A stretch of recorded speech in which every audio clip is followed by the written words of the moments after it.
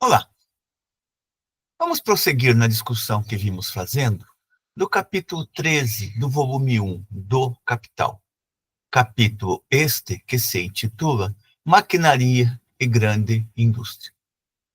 Discutiremos hoje, ou exporemos hoje, o item número 6 do referido capítulo. Este item tem por título geral a teoria da compensação relativa aos trabalhadores deslocados pela maquinaria. A discussão central que Marx pretende estabelecer aqui é a seguinte: quando a maquinaria é introduzida para substituir a força de trabalho, esta força de trabalho dispensada encontra espaço em outros setores de atividade? Ou, por outras palavras, a quantidade de empregos perdida em uma determinada indústria é compensada pela inclusão destes trabalhadores em outras indústrias? Marx vai colocar que esta é uma ilusão que percorre a sociedade burguesa, sobretudo os economistas burgueses. Por outras palavras, os economistas burgueses consideram que empregos perdidos em um setor são compensados pela criação de empregos em outros setores que começam a surgir. Vejamos, pois, como neste item, Marx vai construindo a sua reflexão. Ele observa que os economistas burgueses afirmam que toda maquinaria que desloca trabalhadores sempre libera, simultânea e necessariamente, capital adequado para empregar esses mesmos trabalhadores. Por outras palavras, perde-se emprego aqui, mas ganham-se postos de trabalho acolá. No entanto, Marx observará que a cada aperfeiçoamento da maquinaria, a tendência é de se ocupar menos trabalho vivo, portanto, um menor número de força de trabalho. Sobretudo porque a finalidade da maquinaria não é nem reduzir o tempo de trabalho diário do trabalhador, e sim ampliar a própria mais-valia, de tal modo que nenhuma maquinaria é introduzida se o custo da sua introdução não for menor do que a substituição dos trabalhadores e também das ferramentas pelos trabalhadores.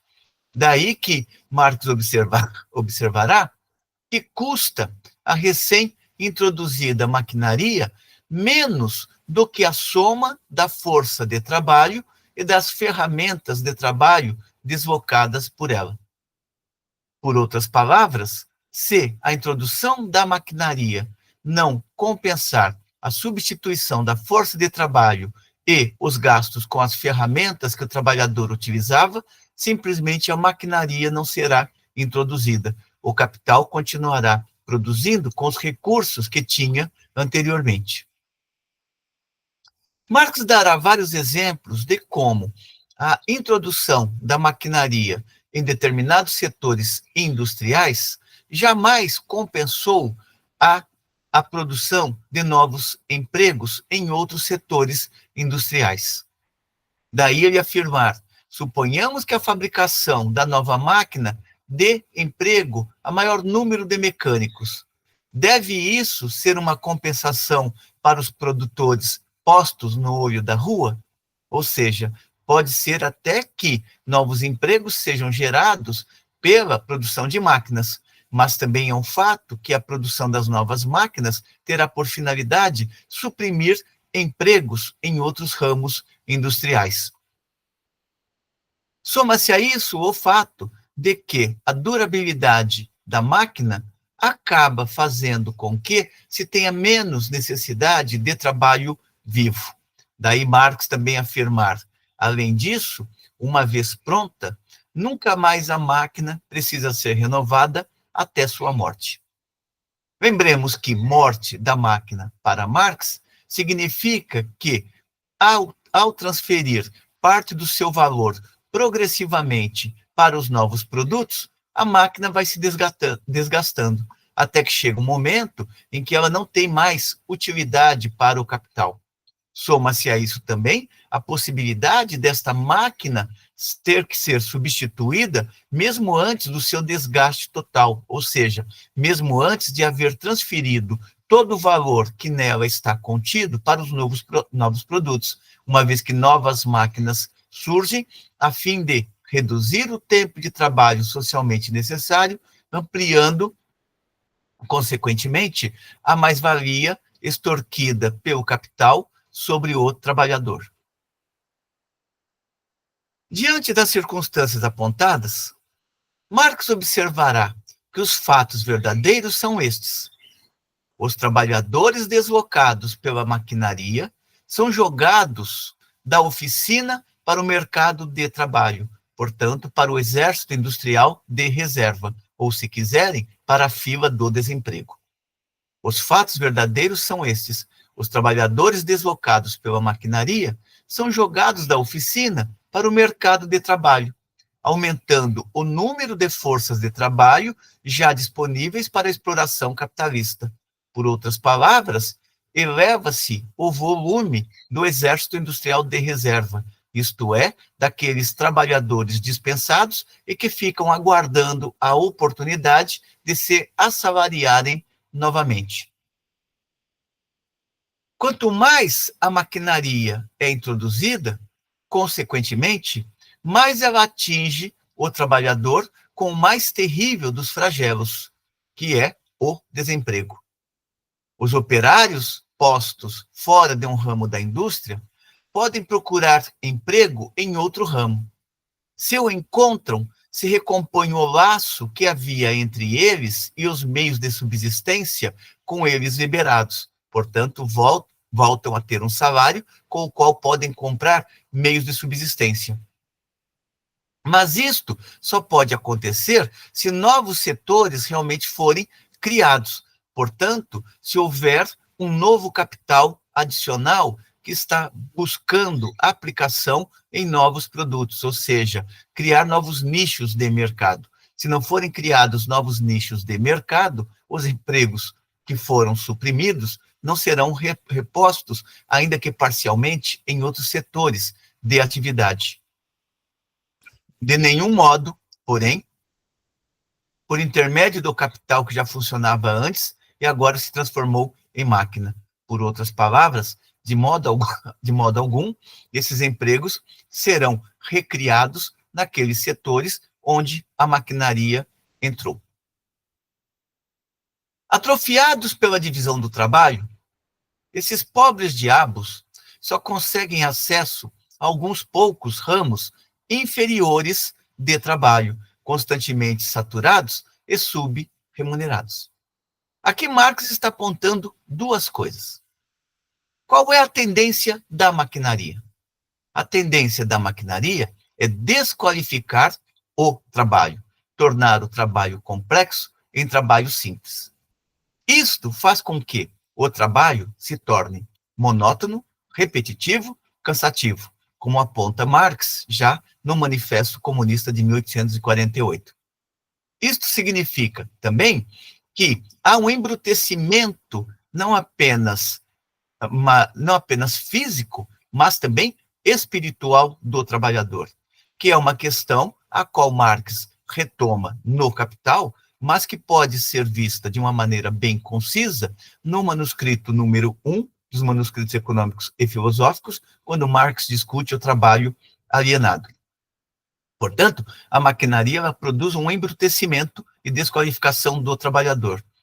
Este trabalhador que já vinha passando pelo processo de desqualificação terá que buscar novos postos de trabalho, mas ele só vai conseguir novos postos de trabalho onde a remuneração também é bastante baixa, em razão de que, primeiro, trabalhadores desqualificados estão sobrando no exército industrial de reserva, e segundo, por não exigirem qualificação específica, não há por que o capital pagar a esses trabalhadores um salário pelo valor que é a reposição necessária da força de trabalho, ou mesmo acima daquilo que é necessário para a reposição da força de trabalho. Lembramos que este valor da força de trabalho, teoricamente, serviria para repor as energias físicas e mentais do trabalhador e sua família durante 24 horas diárias.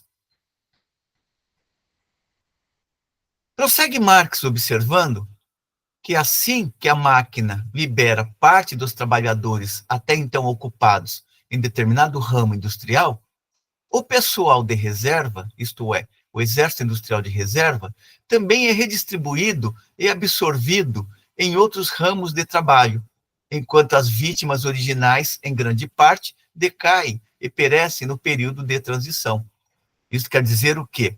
Que antes de encontrar um novo trabalho, é até possível que os trabalhadores morram de fome fisicamente, e não apenas metaforicamente. Ou seja, não é apenas que passarão penúrias para conseguir alimento, simplesmente morrem de inanição, enquanto não forem criados novos postos de trabalho que possibilite a estes trabalhadores desqualificados encontrarem um pequeno lugar ao sol.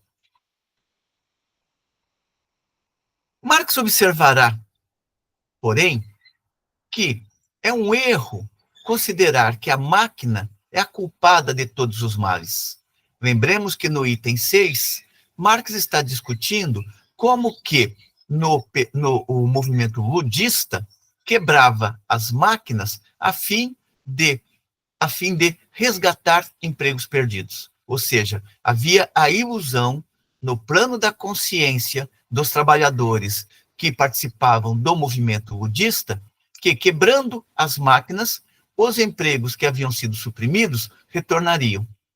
Tratava-se de um grau de consciência bastante limitado dos trabalhadores em suas lutas cotidianas. Marx observará que era um erro, uma vez que, a cada momento que os trabalhadores quebravam máquinas, havia a possibilidade da inserção de máquinas mais modernas que suprimiam ainda mais empregos, que eram os empregos desejados pelos trabalhadores.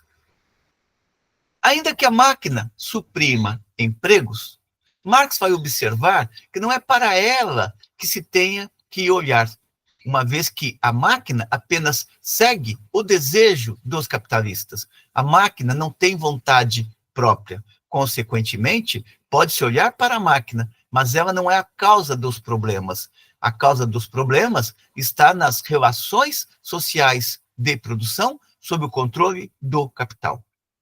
Daí Marx observar que a maquinaria não é, em si, responsável pela liberação dos operários dos meios de subsistência. Portanto, não é a máquina que provoca o desemprego, não é a máquina que vai impedir ao trabalhador de continuar tendo um salário. Não é a máquina a responsável pelo incremento do exército industrial de reserva. A máquina, observará Marx, ela barateia o produto e aumenta sua quantidade no ramo de que se apodera e deixa inalteradas as massas de meios de subsistência produzidos em outros ramos industriais.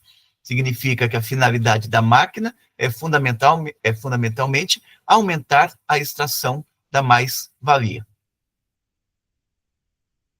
Feitas estas considerações, Marx aponta para as contradições que estão presentes com a introdução da maquinaria sob o controle do capital. Observará ele as contradições e os antagonismos inseparáveis da utilização capitalista da maquinaria não existem porque decorrem da própria maquinaria, mas de sua utilização capitalista. Já que, portanto, considerada em si, a maquinaria encurta o tempo de trabalho, enquanto utilizada como capital, aumenta a jornada de trabalho. Em si, facilita o trabalho, utilizada como capital, aumenta sua intensidade. Em si, é uma vitória do homem sobre a força da natureza. Utilizada como capital, submete o homem por meio da força da natureza. Em si, aumenta a riqueza do produtor. Utilizada como capital, o pauperiza, etc. Portanto, aumenta a miserabilidade do trabalhador. É a contradição que percorre a utilização capitalista da maquinaria. Embora a máquina seja uma conquista humano-genérica, ela não vem para atender às necessidades humano-genéricas sob o controle do capital. Marx observará também a resistência dos economistas burgueses a todos aqueles que fazem a crítica à introdução da maquinaria sob controle do capital. Para ele, os economistas burgueses só trabalham com a ideia de que é impossível outra utilização da maquinaria senão aquela empregada pelo capital. Ou seja, a maquinaria ela só é importante porque serve à acumulação capitalista. Ainda de acordo com os economistas burgueses, observa Marx, quem revela o que realmente ocorre com a utilização capitalista da maquinaria simplesmente não quer sua utilização, é um adversário do progresso social. Marx vai rejeitar este argumento, observando que a crítica à utilização capitalista da maquinaria é uma necessidade, não tem nada a ver com uma resistência ao progresso. Lembremos que Marx é um ferrenho defensor das forças produtivas, mas as forças produtivas que sejam desenvolvidas para a apropriação humana e não para a acumulação estrita do capital. Prossegue Marx observando que, embora a maquinaria necessariamente desloque trabalhadores nos ramos de atividade em que é introduzida, pode, no entanto, suscitar aumento da ocupação em outros ramos. Jamais a compensação, mas sim o emprego desses trabalhadores ou de parte deles em outros ramos. Esse efeito nada tem a ver, no entanto, com a assim chamada teoria da compensação. Todo produto da máquina é mais barato do que o produto manual similar deslocado por ele, permanecendo o quantum global do artigo produzido mecanicamente igual ao quantum global do artigo produzido manual ou artesanalmente por ele substituído, então diminui a soma global do trabalho aplicado. Por outras palavras, sempre que a máquina barateia a produção, vai haver um decréscimo do trabalho vivo naquela unidade produtiva na qual a máquina foi introduzida. O acréscimo de trabalho exigido para a produção do próprio meio de trabalho, em maquinaria, carvão, etc., tem de ser menor do que a diminuição de trabalho decorrente da utilização da maquinaria. Por outras palavras, se não compensar a introdução da maquinaria no que se refere à extração da mais-valia, simplesmente o capital continua no padrão anterior. Para Marx, com a expansão do sistema fabril no ramo industrial, aumenta, inicialmente, a produção em outros ramos que lhe fornecem seus meios de produção. Com isso, ele quer dizer o seguinte: uma grande unidade produtiva pode gerar outros ramos de atividade.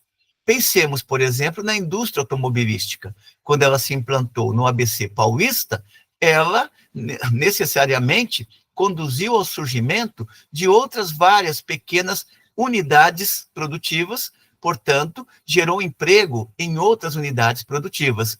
Gerou emprego naquelas que forneciam matéria-prima para fazer os bancos, ou então ferramentas, e por aí vai. Isto quer dizer que, quando a grande indústria chega, isto não impede que ela atraia também o desenvolvimento de novas unidades produtivas ou de novas empresas. Só que isso jamais compensará para Marx os empregos perdidos com a introdução da maquinaria, sobretudo porque aquelas unidades satélites, com o tempo, também se mecanizarão, passarão a utilizar a maquinaria, que significa que aquelas unidades satélites também suprimirão empregos que inicialmente foram criados. Assim, com a expansão do sistema fabril no ramo industrial, aumenta inicialmente a produção em outros ramos que lhe fornecem seus meios de produção. Observemos que Marx está destacando aqui que aumenta inicialmente. Ele não está colocando que aumenta permanentemente.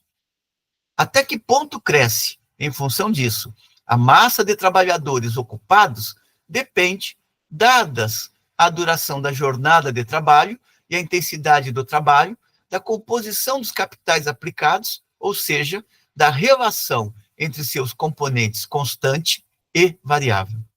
Essa relação varia com a amplitude com que a maquinaria já se apoderou ou se apodera desses ramos.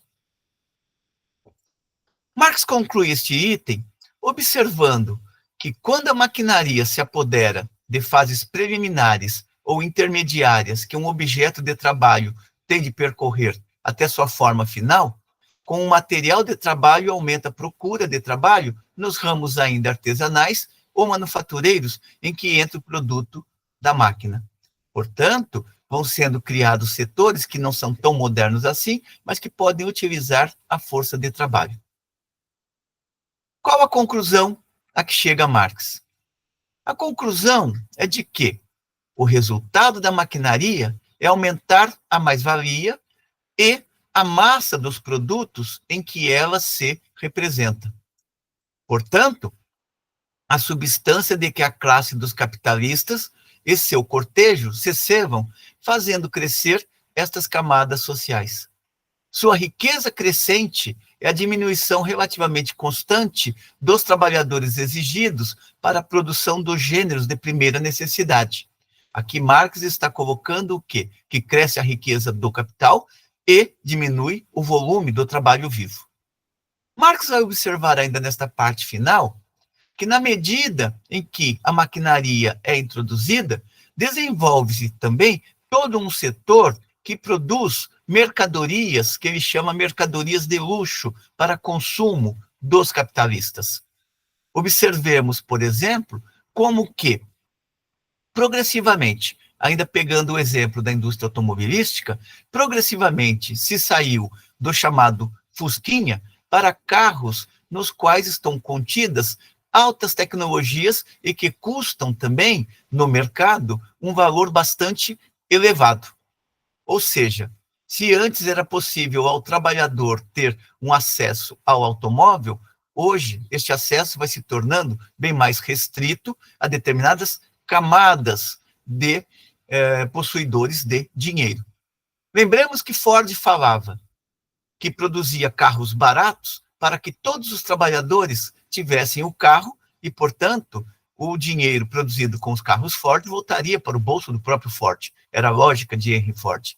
Hoje, já não é mais possível falar isso. O carro ele é cada vez mais sofisticado e fica restrito a uma faixa de consumidores cada vez menor. O que Marx está apontando aqui é isso, que o desenvolvimento da maquinaria vai fazer com que o capital passe a direcionar grande parte da produção à produção de mercadorias de luxo. Vejamos, pois, como ele aponta esta questão. Uma parte maior do produto social transforma-se em produto excedente, e uma parte maior do produto excedente é reproduzida e consumida em formas mais refinadas e mais variadas. Em outras palavras, cresce a produção do luxo. O refinamento e a diversificação dos produtos brotam, igualmente, das novas relações de mercado mundial criadas pela grande indústria. Não só se trocam mais artigos estrangeiros de consumo pelo produto doméstico, mas uma massa maior de matérias-primas, ingredientes, produtos semi-acabados, etc., estrangeiros, entra na indústria doméstica como meio de produção.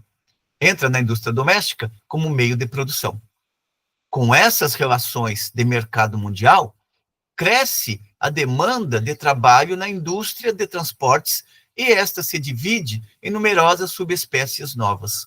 Marx está apontando aqui também um movimento de totalidade do capital. A partir do momento que ele se expande, se faz necessário também a construção de rodovias, ferrovias, rotas navais, a fim de permitir a circulação das mercadorias. A multiplicação dos meios de produção e de subsistência, com decréscimo relativo do número de trabalhadores, uma vez que entrando a máquina, o trabalho vivo é reduzido, a multiplicação dos meios de produção e de subsistência com decréscimo relativo do número de trabalhadores leva à expansão do trabalho em ramos da indústria cujos produtos, como canais, docas, túneis, pontes, etc., só trazem frutos em futuro mais distante. Constituem-se diretamente com base na maquinaria ou então na revolução industrial geral que lhe corresponde, ramos totalmente novos da produção e, portanto, novos campos de trabalho. Aqui volta a ideia de que a maquinaria, ela suprime empregos, mas acaba produzindo empresas satélites ou então outros ramos de atividade que vão incorporar parte da força de trabalho que foi dispensada. A questão sempre geral para Marx é que a maquinaria, ela aumenta extraordinariamente a força produtiva do trabalho, beneficiando diretamente o capital ou ao capital. Por fim, dirá Marx neste item, a força produtiva extraordinária elevada nas esferas da grande indústria, acompanhada como é por exploração da força de trabalho ampliada, intensiva e extensivamente em todas as demais esferas da produção, permite ocupar de forma improdutiva uma parte cada vez maior da classe trabalhadora e assim reproduzir maciçamente os antigos escravos domésticos sob o nome de classe serviçal, como criados, empregadas, lacaios, etc. Marx está apontando aqui para uma discussão que ele desenvolverá na sua obra Teorias da Mais-Valia, mas também que está presente no capítulo 6º, inédito do Capital, que é a discussão sobre trabalho produtivo e trabalho improdutivo. O que Marx está apontando aqui é que uma parte dos trabalhadores dispensados em razão da maquinaria nem sempre encontram lugar em outras atividades que estão também produzindo mais-valia, ou que estão tendo um tipo de trabalho onde a finalidade é a extração da mais-valia. Uma parte dos trabalhadores simplesmente se tornam autônomos e vão fazer pequenos serviços, pequenos trabalhos, sejam em residências, sejam em jardinagem e por aí vai. Esta é a discussão que vai marcar a contraposição que Marx estabelece entre trabalho produtivo e trabalho improdutivo. Trabalho produtivo é aquele que serve diretamente ao capital, portanto, aquele que contribui diretamente à extração da mais-valia. E trabalho improdutivo é aquele que não participa diretamente da acumulação do capital, ou mesmo não tem ligação com a acumulação do capital. Pensemos, por exemplo, uma pessoa que vai fazer jardinagem na casa de alguém. Esta pessoa, ela é trabalhadora improdutiva. Por quê? Porque ela não está ligada diretamente à acumulação do capital. No entanto, este trabalhador de jardinagem, se for contratado por uma empresa que faz jardins em residências, este trabalhador, ele passa a ser trabalhador produtivo, uma vez que está contribuindo diretamente para a acumulação de riqueza daquele que o contratou. Marx fornece dois exemplos bastante marcantes em diversos momentos, seja nas teorias da mais-valia, seja no capítulo 6º inédito do Capital. Diz ele, um artista, se ele trabalhar na rua fazendo mímica, por exemplo, ele é trabalhador improdutivo. Mas, se ele se assalariar para uma grande empresa, como, por exemplo, Cirque du Soleil, ele é trabalhador produtivo, uma vez que está contribuindo diretamente para a transformação do dinheiro de quem o contratou em capital. Ele cita também o caso do músico. O músico tocando na rua é trabalhador improdutivo, mas quando ele é contratado para atuar em uma grande orquestra, ele é trabalhador produtivo, uma vez que vai contribuir com a sua habilidade musical para a acumulação de riqueza em prol do dono da orquestra. Portanto, aqui Marx está apontando esta relação do trabalho produtivo e improdutivo. A maquinaria dispensa trabalhadores e uma parte continua sendo trabalhador produtivo. Só que a outra, por não encontrar lugar no mercado de trabalho, acaba se tornando autônoma, portanto, trabalhador improdutivo. Com esses elementos, Marx encerra aqui a discussão deste item 6 a respeito do trabalho com a maquinaria, ou da maquinaria e a grande indústria.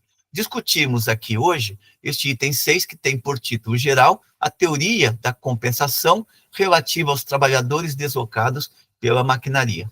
Ao longo do vídeo, apontei que, no item 6, Marx faz a discussão do movimento ludista. Corrijo aqui o engano. Esta discussão está no item anterior, que é o item 5. Espero que tenham gostado da discussão. Como sempre, encaminhem suas considerações positivas ou negativas, a fim de que possamos melhorar cada vez mais o nosso trabalho, contribuindo, assim, com as jovens gerações de estudantes e também de pesquisadores. Em breve, gravaremos o item 7 deste capítulo 13, Maquinaria e Grande Indústria. Um importante capítulo, como todos os demais, que está na obra maior de Marx, O Capital. Até uma próxima.